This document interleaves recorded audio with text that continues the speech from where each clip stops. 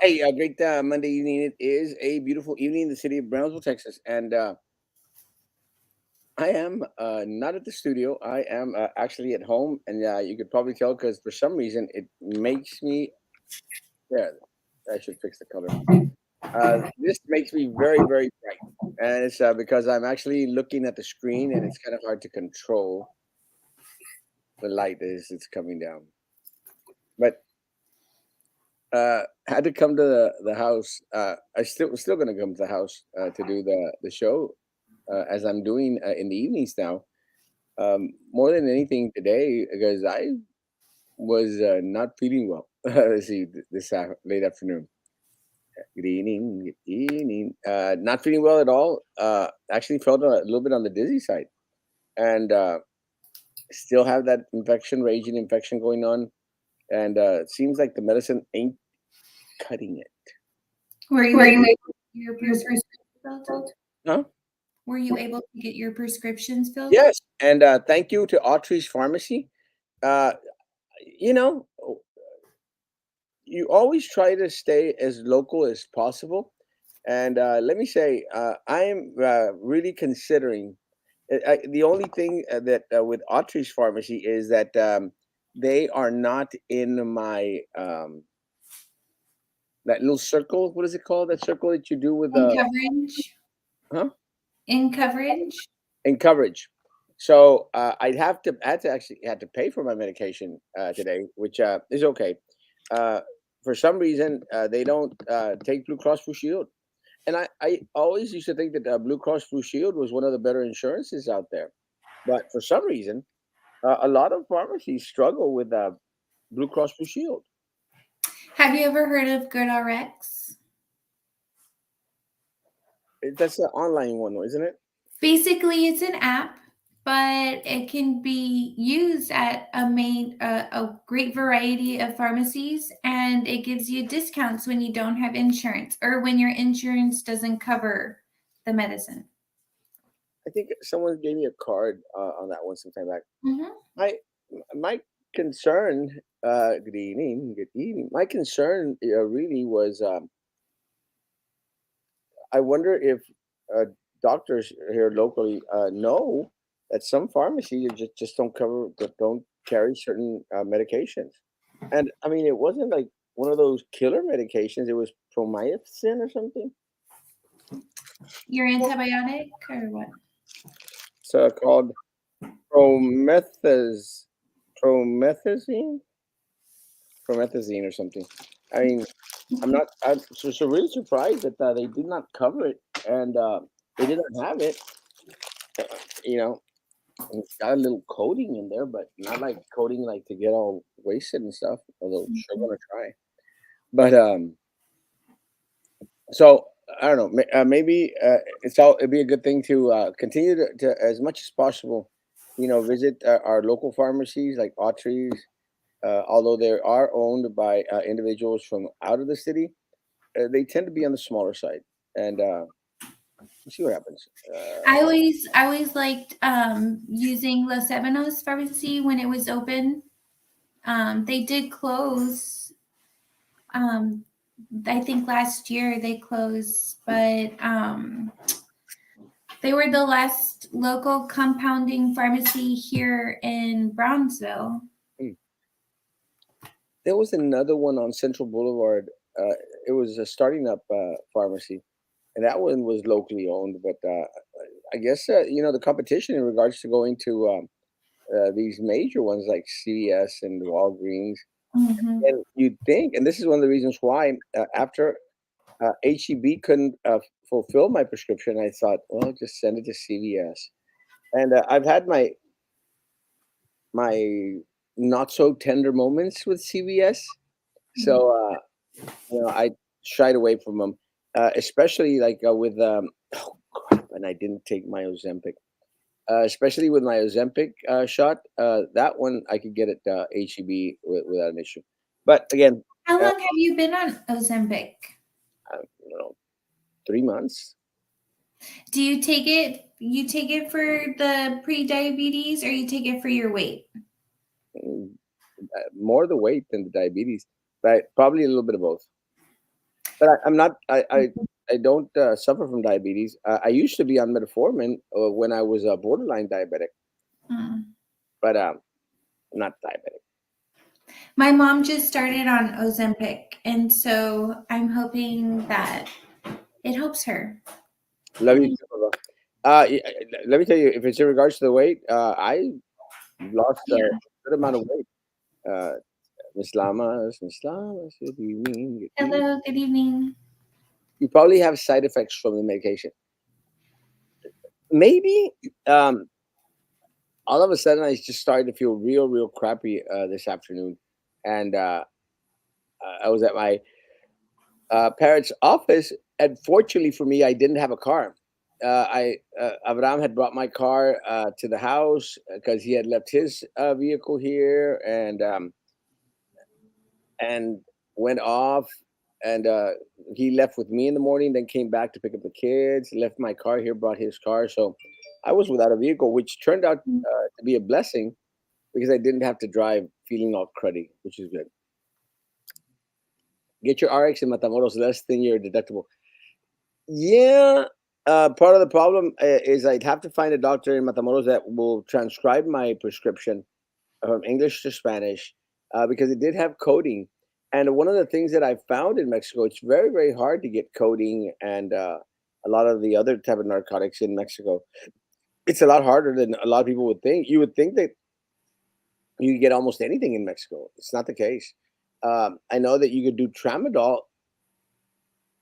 off the counter, and you can't do that here. You know, there's a lot of medications that you can get over the counter, on the counter, over the counter, over the counter that you cannot get here. A lot of antibiotics, and let me say, the antibiotics that Avram brought me were kind of a message. Amazing. Looking sharp prayers for healing. PUB was robot. A lot of citizens around. That's why I feel everyone should support Mayor Erasmo. Thank you. And yes, I agree that everyone in Brownsville should support Erasmo Castro for mayor. Then you Mhm. don't eat much in such the dizziness or lightheadedness. Try to eat a bit more. Get well soon. Yeah, today was one of those days that I did not eat. Uh, I did not have breakfast. Medication will do that. Yeah, I did not have breakfast. I had lunch. Yeah, well, I had fruit. I'll take that back. I had some fruit. I had some papaya with yogurt and a little bit of a granola, and that felt kind of good. Uh, oh, I went to. I took the kids to Cheddar's. They love Cheddar's. We went to Cheddar's, and I picked at some food, so that might not have been a great idea. But looks like your birthday celebration at church was awesome, Lali. I'm glad. The cake was beautiful. Do you mind stating where it was brought from? I do not mind mentioning it, except I don't know. It was a gift to me by Griselda Grimaldo. She actually posted on the post. So I'll try to find out, Terry. But let me tell you, the cake was delicious. You know, it wasn't dry. It wasn't all aguado. It wasn't hard. The cake was delicious, and it was a beautiful cake. It did come from Matamoros, if I'm not mistaken. But let me tell you, the cake was amazing. It tasted great, and it looked really very good. So I'll find out where actually she got to order that cake. Yeah, I mean, I'm not even joking. You know, I'm not much of a cake individual person, but it was good cake. And we did have a nice little get together at church, and they're always great. They're always great. I had uh, one of the things that we do at church. We do the corsages. So they put on a corsage, and people go up there and put money on there. So I mean, I cleared a good That's sweet. $300. So yeah, Oh, wow. it was good. It was good. Happy birthday. Thank you. So I did good, and and I bought myself some gifts. I bought myself some tennies, and someone else gave. Oh, Avram gave me a beautiful uh, picture, and I don't know if you got to see it, Ashley, but I did put it on my page. It was amazing. Some artwork from Careta or Monterrey. So I'm going to find another amazing pick out there, and I'm going to have him make me a bigger one actually, because I don't know if you saw it, but it was amazing. So I wanted to thank Avram. Avram got me a beautiful, beautiful little present. Some friends invited me to lunch. Jessica has always been very, very good to me. Jessica Cruz. Um, Denise, Carla invited me to lunch as well, because I was feeling a little bit under the weather. I was not able to go, and I missed lunch with them, but we'll see what happens. Um, Did you post that on your Facebook? Because yeah, I looked on your Instagram and I didn't see it. it's on my Facebook. Sometimes posts automatically go from Facebook to Instagram, so I'm not sure if this one did, but I'll have to check it out. it's beautiful picture, and I greatly appreciate Ram for bringing that and thinking of me. And he said that he was planning to make it larger, but they wouldn't have had it in time. So I'm glad that he did that. Great celebration. Had on Friday had lunch with the parents and my sister, and that was kind of yucky. We went to Olive Garden, and it was yucky because I was just not feeling well. And they put up a video of with singing happy birthday, and the beautiful staff at Olive Garden sang happy birthday and thank you all so very much. Good, I love those people there, and and you could tell that I was just completely out of it, and I was like, and I was just not there. Uh, did not do anything that evening. Avram got here Friday night, and I think we went out to eat. I honestly, I it's really like a blur to me. I just honestly cannot remember that. Felt horrible on Friday. Was probably horrible to Avram on Saturday, Sunday. Have a good Dr. Erasmo. My uncle is honest and trustworthy. I'd appreciate you send me the information. I appreciate that. Thank you. Um, Avram uh, almost maybe buy Avram almost maybe buy a car today. A And, car? yeah, What kind of car? it was a Dodge Charger. Ooh. Let me tell you, it was a beautiful car. Avram is very much into cars, and But wait, the six cylinder or the eight cylinder? yeah, you lost me there. Oh, He would be able to answer that. I uh, have no clue, but he loves these sports cars. I think I told people that I'd gone to this car show with him and the kids, and it was great for them. It was just like for me. But you gotta sometimes do stuff that you don't necessarily like to do, and just to keep everybody else in the happy. And I mean, going to the fair is doing something for the sake of like appeasing somebody else. Buying a car to appease somebody else is like a big commitment. well, it's kind of a trippy deal because he found a car and that they were selling in San Benito. He goes, "Let's go look at the car." So we went and looked at the car. I mean, the car was nice. It was a black Mhm. Charger. I'll put up the picture on my page.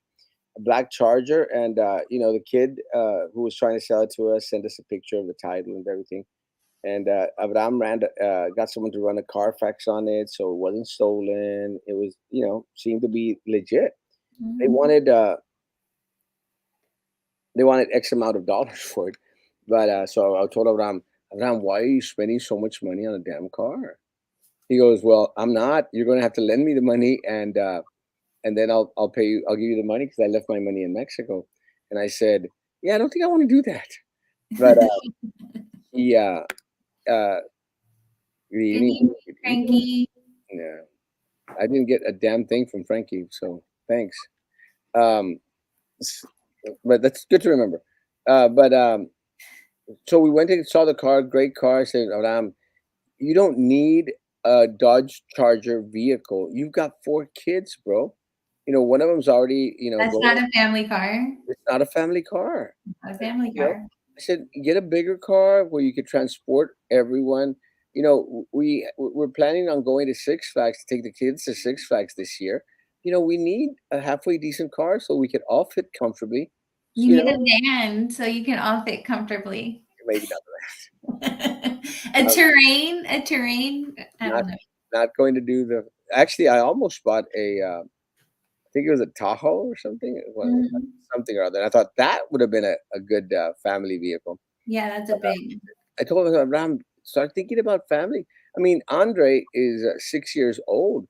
And I said, Andre is going to be with you for the next 20 years. 20 years. 20 years. 20 years. So, he's not leaving home till 26. And you probably still have the other ones there too. Good luck with that. Well, in Mexico, things are a little bit on the different side. People don't leave. But Mhm. so we saw the car, and I said, anyway. So he goes, "Lend me the money. Let's buy the car." And I said, "Okay." So I went here, went there, borrowed money, took money here from there, and we got the money together. And literally, we were going to give the kid the money. Kid brought the car all the way from San Benito. We were going to literally hand over the money. And of course, I wrote up a quick little bill of sale and stuff. And let me say, the kid didn't have the title. Ooh, yeah. Nope. I'm going like, yeah, that's not going to happen. You're not going to buy a vehicle and not get a title for it. And Not like at the moment, like yeah, exchange, money changes sign. hands. Yeah, No. I want you to sign, exchange, and here's the title, here's the bill of sale, and here's the money. That Mhm. didn't happen. And he apologized. He was very, very respectful and said, "I lost it. I can't find it. Let me go look for it." I said, "Well, yeah, go look for it, bring it, and then we'll make the exchange."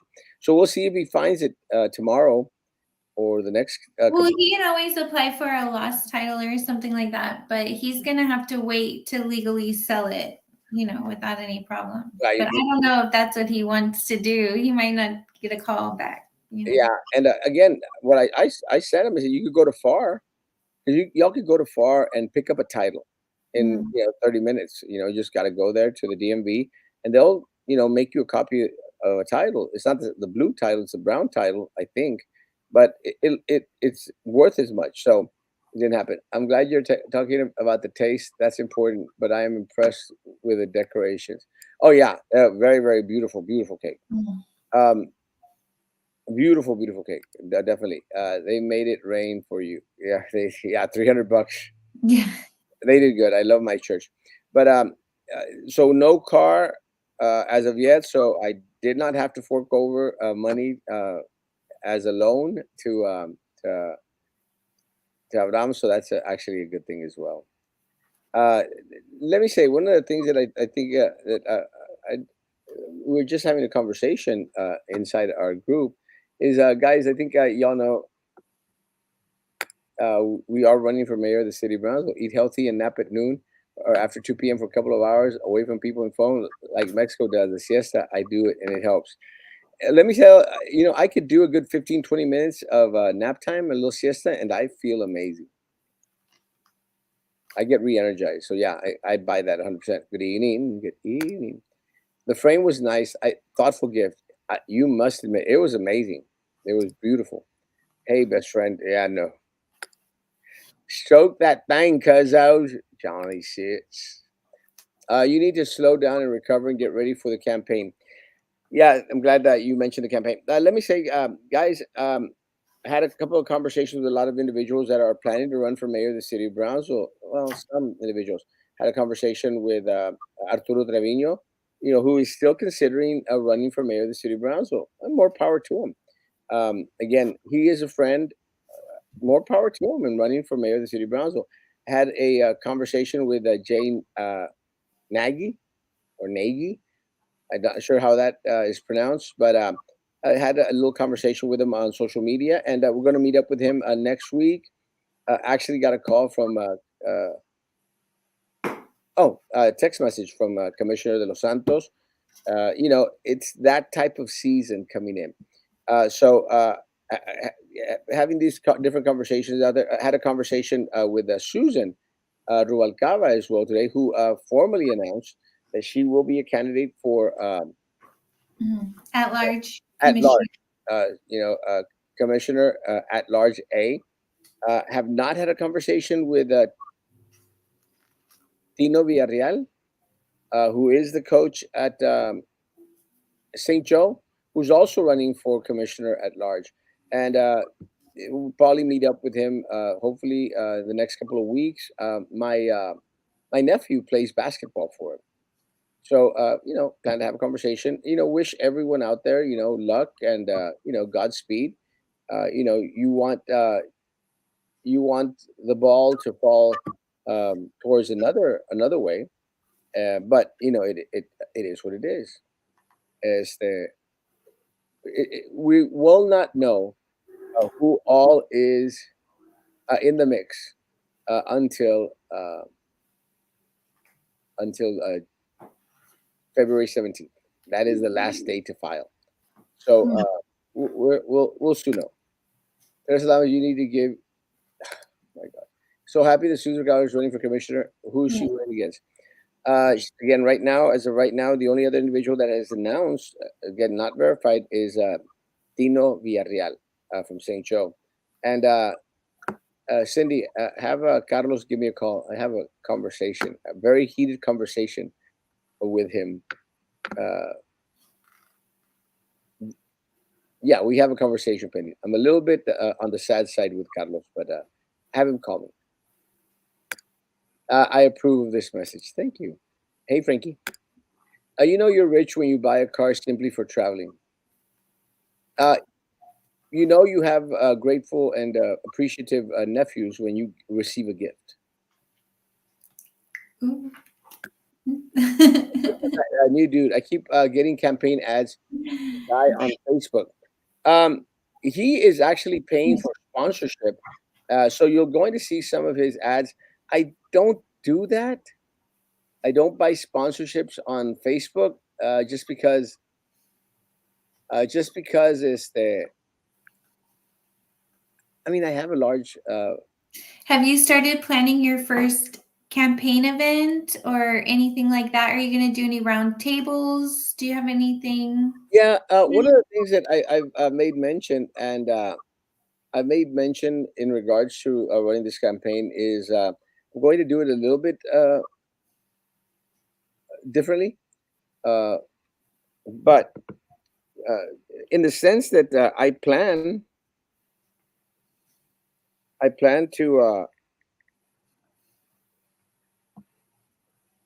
to actually work this campaign.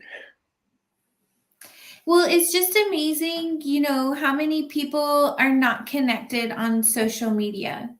Just I say for myself, I'm not connected on Facebook, and even just the instance of the art painting that you had received, the gift that you posted, I wouldn't get that. I'm not going to see that because I don't have Facebook. I have Instagram, and there's like, a ton of other social media apps. And so, just in general, there's just so many people that are not connected online in Brownsville. And, so it's like word of mouth or getting out and hand to hand, face to face. Um, it's gonna, I think, Well, require. thank you, Alicia. Love you. Erasmo the goat, preach. Paid a visit to your dentist. Ah, no, you didn't. I'm so glad Susan is running for office. Yes, me too. Yeah, very good. I'm still sad the Cowboys lost. Who do you think will go to the Super Bowl? Uh, Not sure. Probably 49ers. I mean, they're getting that guy Purdy is pretty good.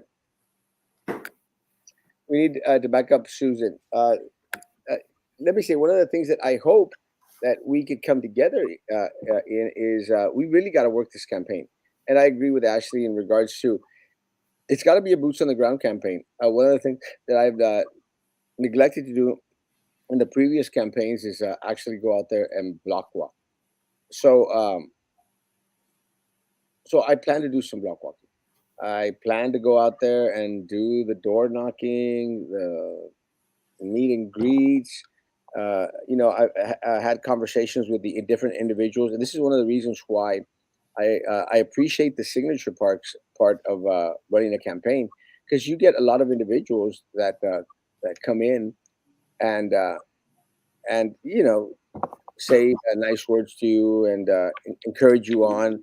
I had great conversations with individuals this weekend at main event who said, Erasmo, yeah, we're tired and we're hoping that y'all can make a difference. So I'm very, very hopeful, very, very hopeful. And I'm going to do my best to run this race as well as I can. Well, we need voices like yours, and we need voices like Susan, and we need voices of other brave people. Arturo.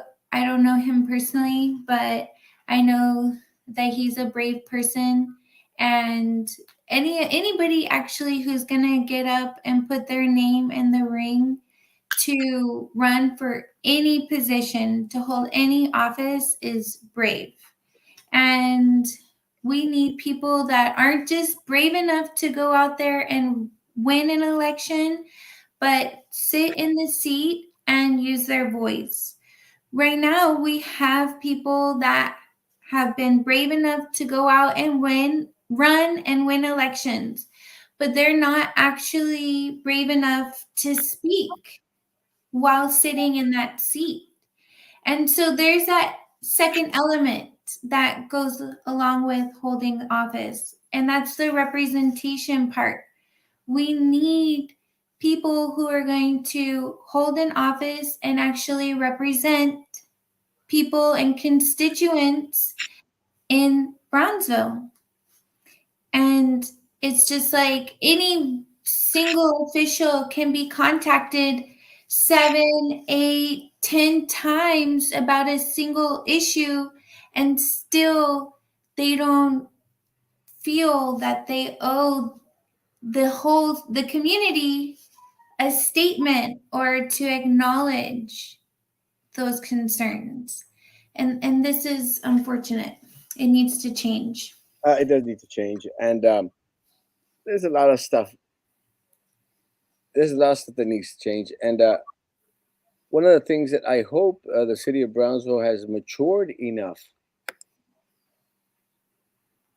Thank you, Olga. I appreciate that.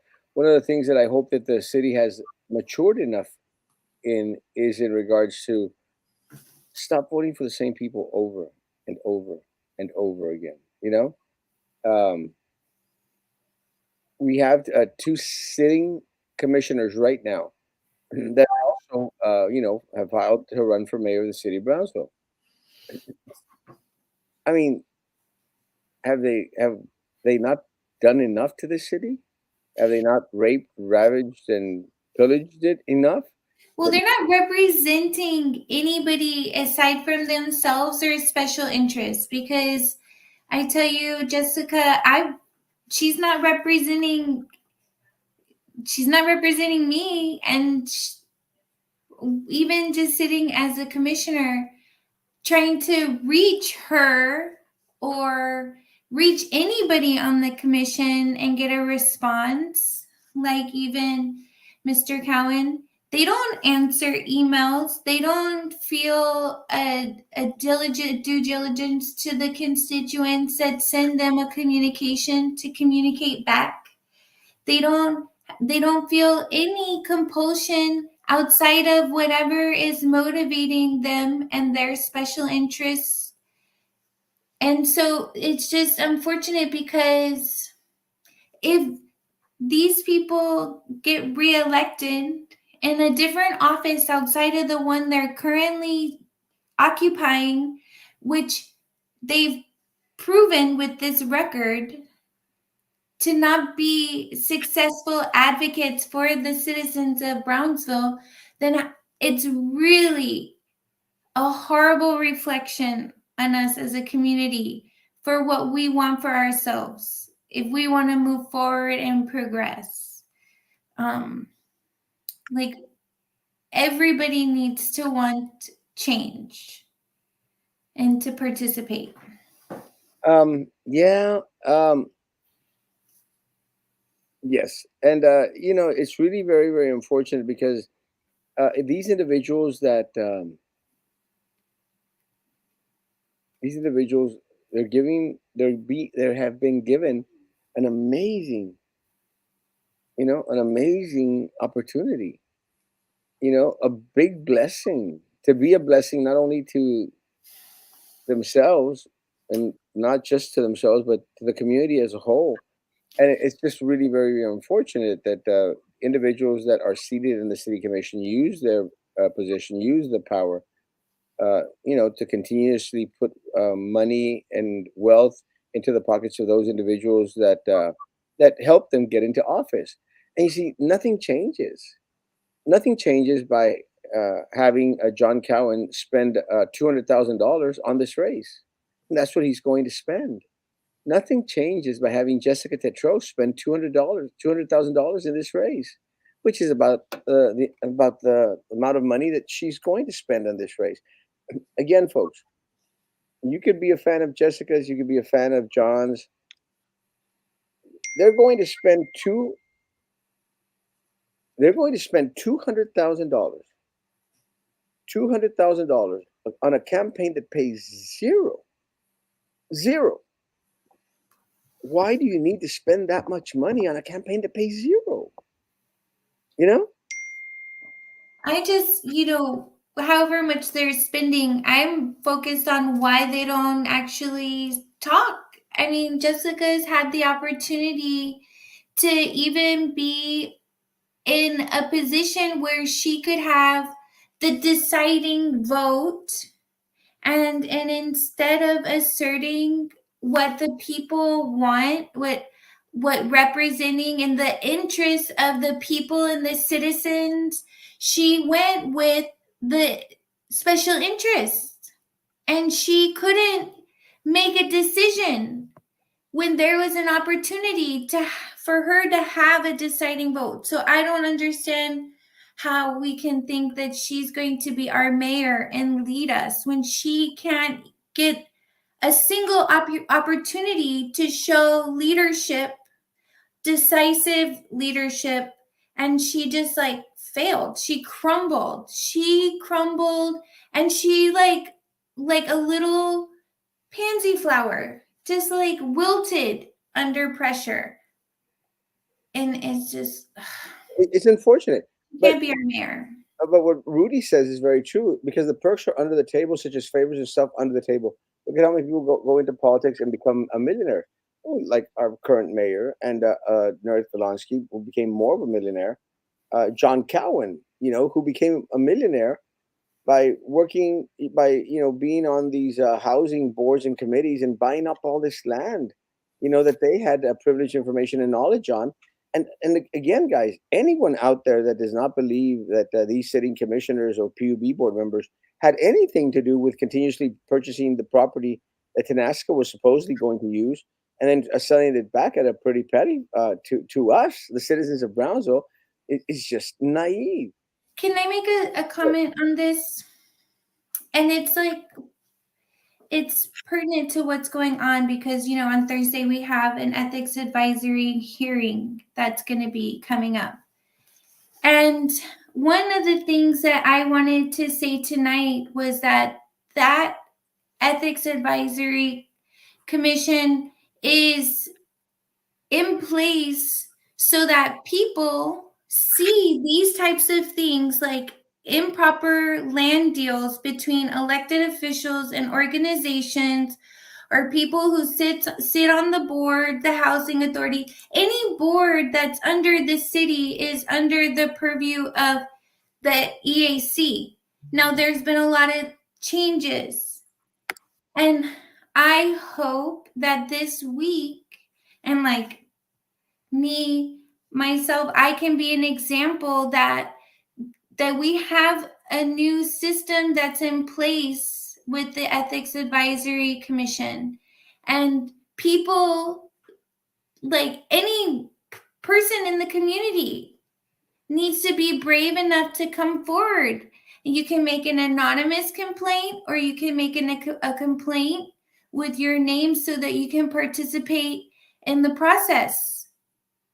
But anybody can file a complaint against somebody. And had a complaint been filed against Trey before 1 year's time, then he would have also faced an ethics advisory hearing, a public hearing for those land deals, because it is against the ethics code to sell land as an elected official to anybody that's doing business, like, with the city. like his land sale to the MIDI Foundation. Like, that's improper. Like, the hearing that's also going to come up for Dr. Gowan because of her land sale to the MIDI Foundation. She too is going to have a public hearing, hopefully in the next month or so. And these things, people, anybody can do that. You don't need a lawyer. You just need to have true evidence. You need to have evidence. And a land sale is public information, you Yes, know? these hearings will be available to the public, open to the public, for the public to see and to be a part of. I don't know if they're going to be streamed live, uh, but if they are, it's going to be an interesting watch. Yes, so they're live, they're public, they're in the same room that the city commission meetings are held in, and they're also open to public comment, which means anybody can come and speak on the matter that's pertaining to the hearing. And it's important. That's how we as citizens participate and we challenge our government, which is important because without challenging our government, we don't challenge the system, and all systems are faulty. And the more that we challenge the system, the more that we make sure especially it works. especially the ones that we have, unfortunately, for the citizens of Brownsville, Yeah. have uh, have not benefited our community as a whole. And I appreciate anyone and everyone that becomes a part of the electoral process and the governing process in regards to being vocal and demanding answers from individuals who should be very forthcoming in regards to producing the answers without individuals having to fear retaliation. That is just very, very important. And I gotten a lot of crap from the mayor and from a lot of the different folks out there because they'll go out there and say like, well, you're just being negative, you're just being a clown, and they're going like, well, again, prove me wrong. I have a right as a citizen, of a resident of Brownsville, to demand answers. I have a right to know what you're doing with our money as a city. And one of the things, Ashley, that I've been dealing with this corrupt political machine for more than 12 years. I think 16 years now. 16 years. So no one is going to teach me the ropes in regards to the ins and outs of what happens in this community. I know. I've fought these people hand and foot to the point that I've had uh, police reports filed against me. They've tried to destroy my life with lies and different other innuendos, and have gone as far as Homeland Security to try and discredit and to destroy Erasmo Castro. Still here, and I say and I say that, and I've said this before because it is a testament of the power of the people, because I have this platform and because a lot of individuals stood with me, stood our ground. We were able to move forward in regards to continuing on this fight that we have, and we're still fighting the fight. And look, Mhm. one of the things, and I want to say this, and again, uh, it was mentioned to me today that well, Erasmo doesn't run campaigns, and I stated, I've always stated, I will run this campaign like I've run no other campaign before me. I will revert to run this campaign the same way I ran my first campaign when I ran for mayor of the city of Brownsville. And again, this is one of the reasons why I wanted to go get signatures. I wanted to feel the people. I wanted to get a sense of what the individuals. And I had most of the individuals come to my office to sign my petition, and I did that because I wanted to get that boost. So I look, I ran for county commissioner. I did not do much. I can admit that. I ran for BISD, and again, my heart was not in it. I have made a promise to this community, to every single individual out there. I will run this race like I've run no other race before. I will block walk. I will hold up signs. I'm really going to fight this race to the fullest. And again, for me, it will be my last hurrah. So I hope that the people of Brownsville decide that it's time to go a different route. I am going to inject my finances, my money into this race. I'm not going to do fundraisers, maybe one or two or something, but that's if someone wants to do one. I'm just going to do a grassroots campaign type of a situation here, guys. But you know, There's the nothing like going out and talking to people. There's nothing like going out and shaking hands and connecting with the community. Even reconnecting with all the thousands of people that you've already connected with, just reconnecting with them. People, they always need a reason to get out and vote. And every election, it's a different reason for people to get out and vote. And so it can't be like any other election before, and everything is only prepped you for what you need to be ready to do at this campaign during this campaign. yeah. So yeah, and I agree. Was This will be my last race, and I will run it to the fullest, and I will do my best. But going back into the current candidates out there, guys, no one should come back to the city commission. No one, absolutely no one, needs to come back. Uh, I'm sorry, Jessica Tertroda does not need to come back. John Cowan does not need to come back. Nerith Galansky does not need to come back. Trey Mendez definitely doesn't need to come back, and he's planning not to. Guys, it's time for something different. It's time for something new. It's time for you uh, to finally have a voice on the damn city commission, and for us to be able to get answers whenever we ask questions, and don't have to get screwed over by $2,000, $3,000 bills for public information requests. It makes no sense. It's our PUB, it's our city, and we're still going to have to pay to get answers to questions that should have been answered by our city commissioners, by our mayor, without it costing us anything. But again, I've been fighting this system for a while, guys, to the point that it gets tiring. And again, taxation without representation. It's the mentality. And the first time I had to deal with this, and I've mentioned this before, was at UTBTSC when I was in student government. And Julieta Garcia was the president of UTBTSC and made a killing. Made a killing. And, was out there trying to take a dollar from every student. And when I said, well, why? It was for the international fund. And I said, why? And they said, that's was just a dollar. I said, I don't care. It's a dollar that you're taking away from a student. You're talking about 30,000 students. That's $30,000 a semester. Why?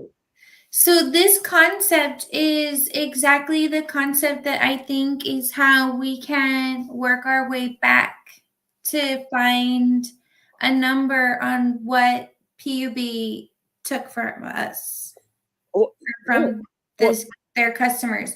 And now there's like 5 or 6 customer categories. Each customer category at a different rate was charged differently, a different rate for Tenasca. And then each one of those counts. So I've been asking for the formula because below 500 kilowatt hours, they charge this rate on top of the base rate, and above 500 kilowatt hours, they charge this rate above the base rate, and then that gets segmented off, and 60% goes to to NASCA and 40% gets to this other fund, and you take 10 cents from every customer and you put that into some random account, which all now it's been said, administration, upper management, CEO, everybody's in on knowing that Tanasca is moving forward and collecting monies when the project isn't actually moving forward. So they are every single time, whether it's 6 months going up or down, and even most recently going into their computer system and changing the formula and the factors within the formula for the percentage and the charge on top of the base rate, and then the percentage for gets and this and that, and they have to present those formulas to us, and they're trying to say that there's no formula, but that is a lie, because they have to go into their system even as most as recently, and they reduced, right, the percentage that was increased, the rate increased, right? Yeah. So they have to go into the computer system as recently as they reduce the rates to go and change the formula. And customer by customer, I hope to at least find the formula, which changes every time that they changed many factors. So there's a lot of money, and I think it's a lot more than we're able to reasonably calculate without like extensive forensic audit. But it starts with getting the formulas, at least for each customer group. Yeah, and what I was getting at, a lot of these people that have this mentality is that, well, you're getting subsidized, and that's one of the things that I think that they try to throw on us in regards to, well, we gave back the money as a subsidy, which is a lie. Never happened. It's not true.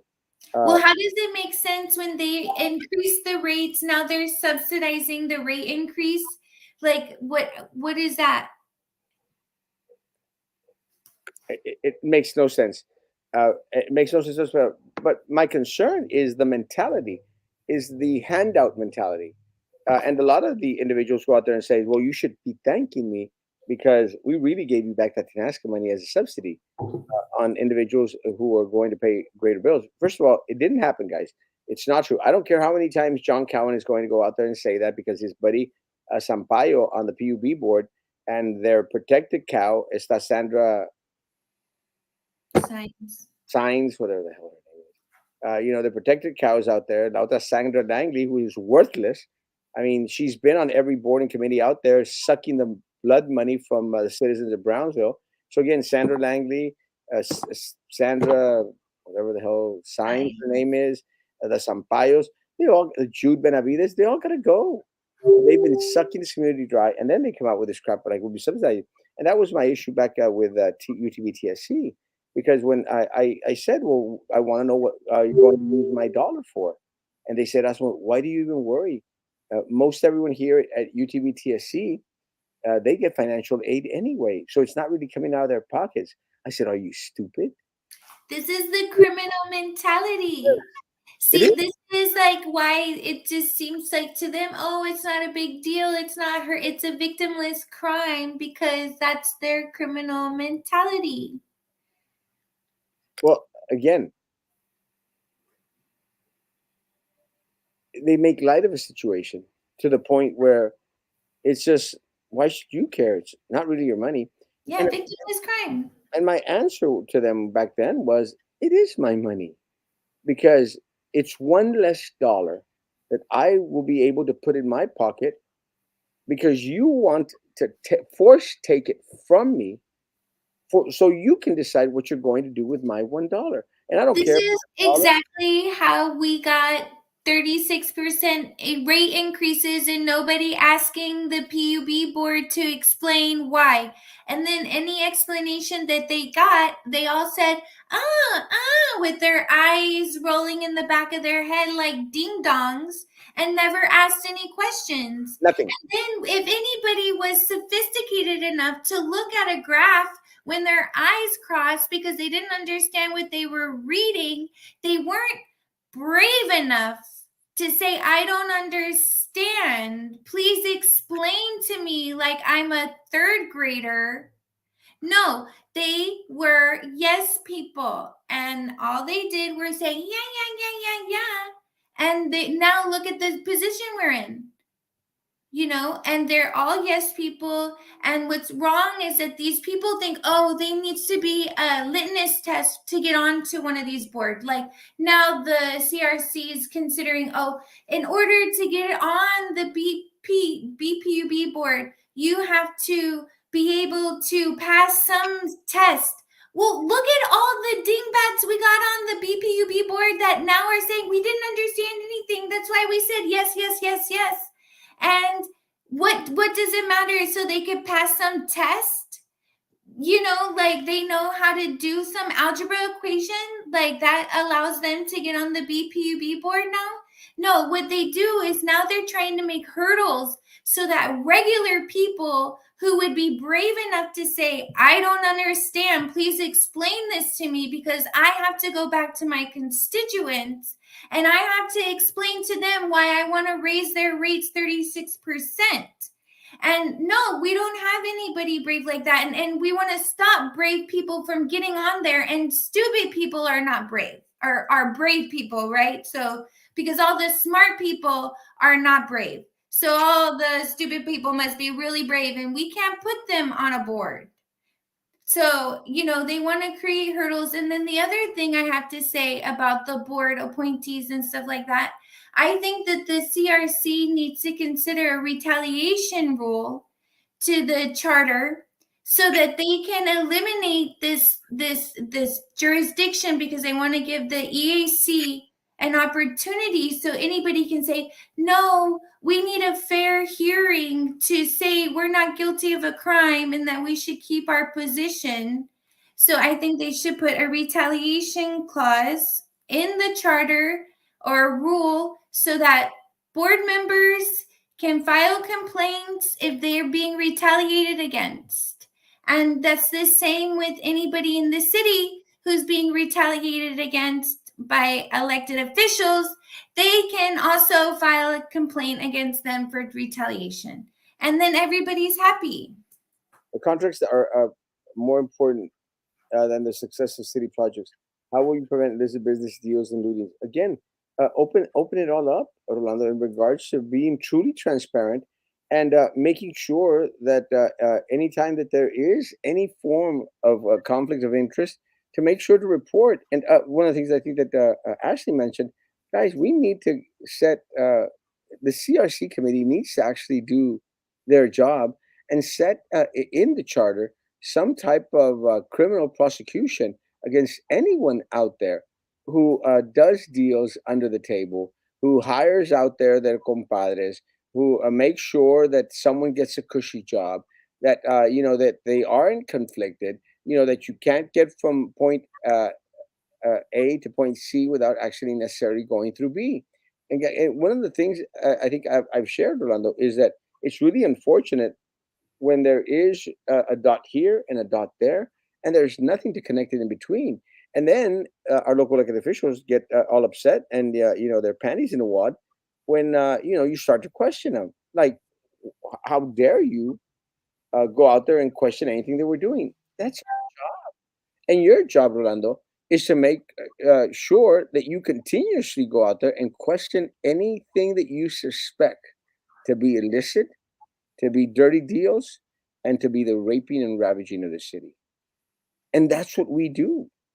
We go out there and we ask the questions. This PUB audit, guys, would not have happened if it hadn't been for many of us. They were out there screaming at the top of our lungs. It would not have happened. All the different hearings and all the different complaints that have been filed. Nothing would have come to light in regards to a lot of the land deals around here if we hadn't bitched about it, guys. Someone is screaming at the top of their lung. And one of the things that I think the mayor went out there and said, called me Chicken Little. The sky is falling. The sky is falling. The sky is falling.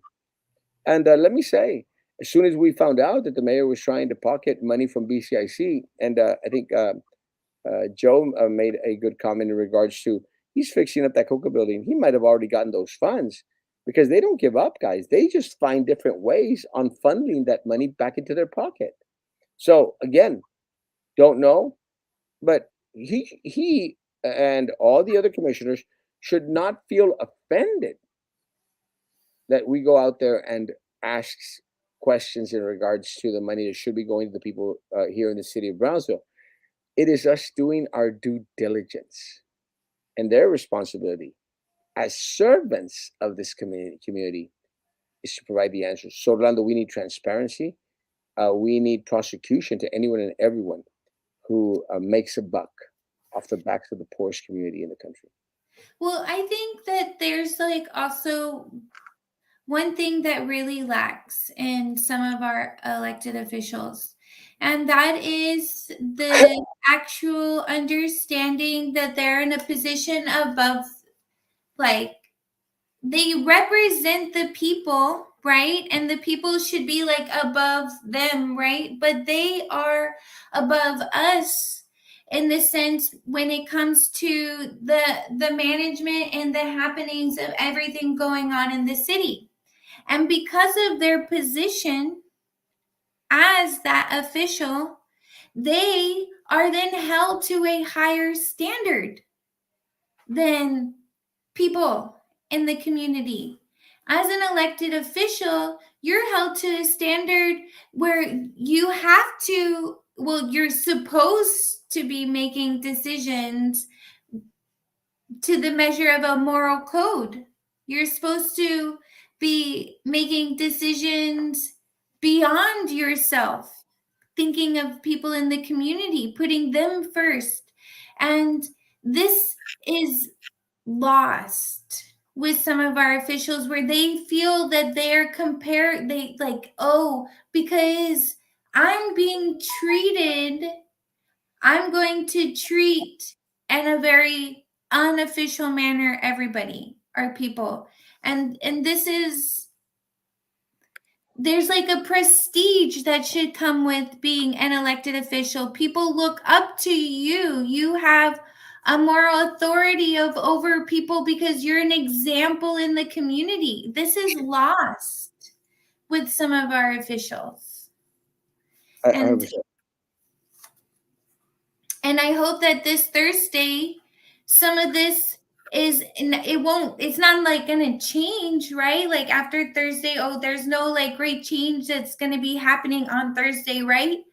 But what I hope is that coming from this hearing and the hearings to follow, because we have one for Dr. Gowan and we also have a second one for Commissioner Roy, that's going to be even more profound and in depth and crazy than the one that we're going to hear about on Thursday regarding inappropriate relationships and how he handled certain things. And the example that I hope is set is that when things happen in the community, there's that responsibility for our elected officials. And their responsibility is to the people and not to special interests. And no matter what happens, whether that's somebody getting arrested, whether it's somebody that's their friend, their friend's friend, whether it's an organization that gets stained by such and such an event, like a pedophile arrest, that it's not up to that elected official to act on behalf of anybody except the constituents in their district. When it comes to organizations, they don't need anybody to protect them outside themselves and their lawyers. Elected officials are there to represent the people, not organizations, not foundations, not special interests. And I hope that this is an example that people in the community can see something wrong happening. They can voice their opinion, not be retaliated against. Unfortunately, my situation doesn't fall into that category of not being retaliated against because, I was made an example by Mr. De Los Santos in a very public way for voicing, um, my First Amendment right at public comment. And that retaliation was an unfortunate mishap. Hopefully, in the future, people who file complaints don't have to experience that kind of humiliation. Um, but, hopefully this is the example, and that's what I'm hoping for. Without a lawyer, I'm going to go there. I saw something that was wrong, and anybody else can do exactly what I'm doing. Cool. Guys, our hour is up. Time sure flies when you're having fun. Yeah, thank you so much, Erasmo. Thank you for coming on, Ashley, and good luck on Thursday. I made mention I will be out of town this Thursday, Friday, but I will be following from Cuernavaca, and I hope other individuals get to follow as well. Yes, please, people come and fill the seats. The public is welcome. It's at 4 o'clock at where the city commission meetings are held on Elizabeth Street in the old federal building. And people who followed the Daniel Molstad situation and what happened with Mr. De Los Santos, who want to go, and hopefully this chapter can come to a close. Like anybody who's interested, come out because the participation is Important. important. Thank Guys, you. thanks for coming on, guys. We'll see you tomorrow morning at 9 o'clock. We will be having Captain Bob on tomorrow morning at 9 o'clock. Has some special announcement that he wants to make in regards to what's going on in local politics. Also, we'll be doing a show with mayoral candidate Stanton, I think Tuesday night, and then have our own show at 9 o'clock. Uh, Guys, have a great evening. Social distance, face covering, hand sanitizers, too, and all that crap. See you tomorrow, Ashley. Guys, be good to each other. Continue to be good to me. Bye. God bless. Bye.